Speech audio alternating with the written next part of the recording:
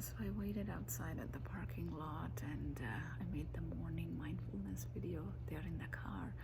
In the meantime, it was nice that they finished the puja at the priest's quarter, and then I saw a priest outside. When he came out, then I was requesting him if they could open the door of the temple, and he was so nice. He opened the door, and I came in here inside the temple, and this is the Buddha statue. They have a lot of statues in there.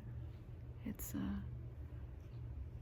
the temple in Starling, Virginia, and that's the side of the. So this is the Buddha, and this is the rest of the temple. This is the side, one side, and I'm sitting here on the floor, and this is the other side. It's pretty big right here. So when they have a festival, the monks usually sit up there, and then people sit here in the middle in chairs.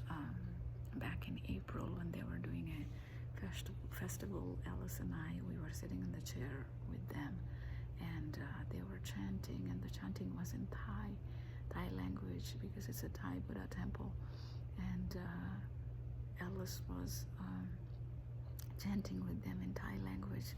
That was kind of funny, because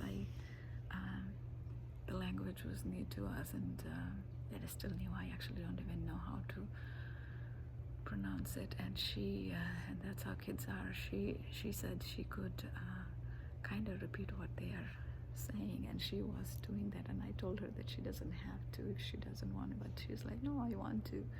So we both sat there on the chairs. There were chairs all on this floor here, and then we both were sitting there, and she was chanting with them for quite a while, and it was nice. And after that, I think we came another time. It was May or June, I can't remember. There was another festival. They have festival once a month. We have not. Yeah, it must be May, I think. Yeah, in June we didn't come.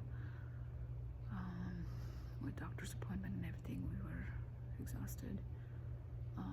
Tomorrow they have one. I think we won't be coming to that, but the end of the month, I think that last Sunday they have one. We might try to come here on that one. Alice really likes those.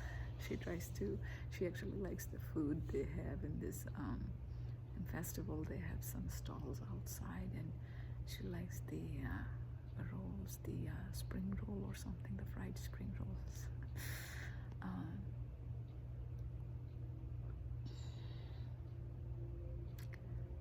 Yeah, it's very nice here, nice and peaceful. I think I'll sit here a little more, and then I will leave. I'm grateful that I was able to come inside. It is so very peaceful. I think I'll do some mindfulness practice here so that the experience really sinks in, goes to my subconscious. So I'm gonna do my usual practice that I do with my senses.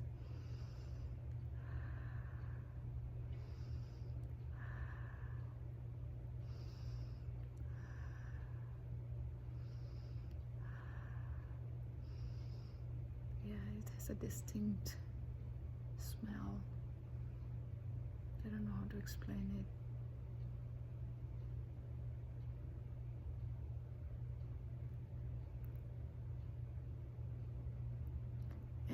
The sound, I can hear the sound of the clock. I don't know if it's it can be heard from the on the video or not. There's a clock down there at the very bottom, so I can hear the sound of the clock and the sound of the air conditioning.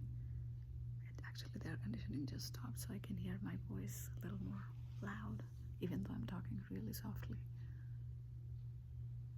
But I can hear some sound. It might be a background sound of the air conditioning. See, that's a sound I wouldn't even normally notice, and that's part of being present. When we really focus hard, we can hear the sound. Similarly, when we are in the present moment, we appreciate each and every little positive things that happens in our life, otherwise we tend to ignore them. So that's why the awareness of mindfulness is important. And I can see the colors of the flowers over there, yellow, white, and I see the golden Buddha statue, and red flowers over there, and purple. Normally I probably won't even notice the purple flower, but now that I'm looking for colors, I can notice them. I can see the pink buds over there, like a lotus, pink buds. They're plastic, I think, but it's nice to see them. Those little things we tend to see and not really notice, and that's something that they call about this, that stopping and smelling the roses in life. And as far as taste goes, I remember the coffee again since morning, the coffee I had, and yesterday's dinner. And I can taste and remember the other things that I enjoy. Some things that my mom made for me a long time ago, I can still taste them if I really think about it. It's in the subconscious.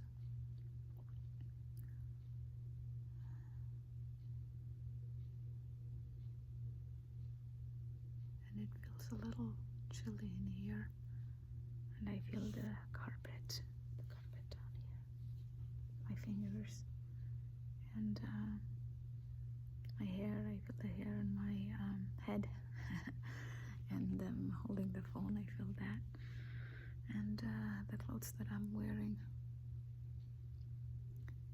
And I'm trying to think only about this moment. It's not easy, but I'm trying not think anything else, because this is the only moment that we have to ourselves. No past, no present. Whatever has happened until now is in the past. Whatever has to come is yet to come.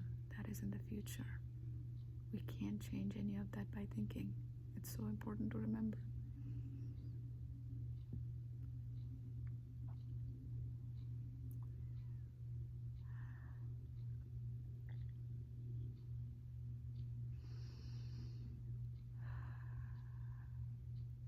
This is the only moment that we have.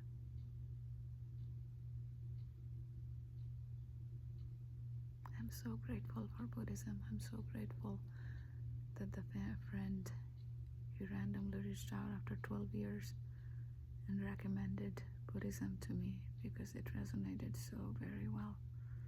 And that's what I think the universe wanted me to follow, because life would have been so different without Buddhism in the last 7-8 months.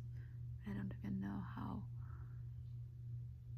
I would be able to cope with everything if I didn't have this constant Buddhism. It was interesting the other day when Alice and I were talking about, I was trying to guess what makes her happy, and a lot of those I was able to guess, and then I asked her if she knew what makes me happy, and she told me a few things, and one thing which I didn't even notice myself, and she said, God makes me happy, and then I was like, yes. And isn't that interesting? And that's how the kids know. Kids, sometimes they can express, sometimes they can't, but they really know. They know more than us, because our mind is a lot of times so clouded with our thinking that we don't know the real answer to things. Whereas kids know, because their mind is not clouded. A friend of mine said kids are, by default, they live in the present moment, which is true. I wish we could be more like kids. Maybe we can try to be.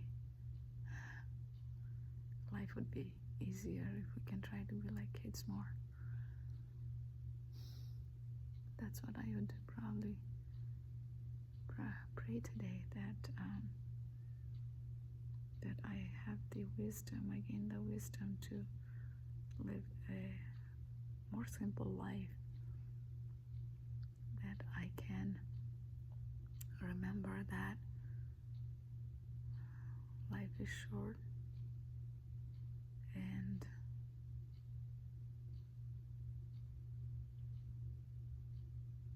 we can live a wholesome life. There is a word wholesome in Buddhism. Wholesome and unwholesome. Unwholesome actions are when we blame, judge, criticize others, and wholesome is when we are positive, uplifting, and nice to ourselves and others. And that's what I'm trying to learn. That's what I'm trying to do to transform myself. And a lot to unlearn and relearn. So I have to give grace to myself. I have to give grace to the people around me to get there. And it's okay. The speed is not what we intend it to be. It's okay. Because we don't have to be perfect. No one is perfect. We just do our best. We just do our best. If anybody watches this video, do your best. That's what matters. Do your best, and do journaling. Either if it's writing down. A friend of mine a few months ago, she was saying that she does the journaling by writing it down, and that was helping with her emotion. And another meetup, one time a meetup I attended related to mindfulness, and that was actually the best meetup event I attended. It was online, and one of the women, she was much older, maybe in her 60s or something, and she said that she was also doing YouTube journaling. And at that point I already thought about doing it, but it was already a month in or more, but I haven't started. But I think that really made me think that I should really do that too, and I started doing it. It's been a month and a half, and it's been helping. It is really, really helping me to stay in this path, because as much as we want to our sangha and touch base with friends, with our emotion, life gets busy for us and for others. Sometimes the schedule doesn't match, so it's not always easy, but this kind of is helping me to stay accountable for my actions and for my thinking, and I'm transforming, I think, as I keep going in this journey. When I start talking about these things, even in these videos, I had the aha moment, which is necessary, because sometimes that's how we learn. At least in my case, that's how a lot of time I learn, when I talk about things, even if I don't have anybody who's responding, because these videos are pretty much one-sided. I just keep talking. Even then, I have some realization, and I'm so grateful. I'm so grateful for those. Might be sounding very quiet in this video because I'm inside the temple.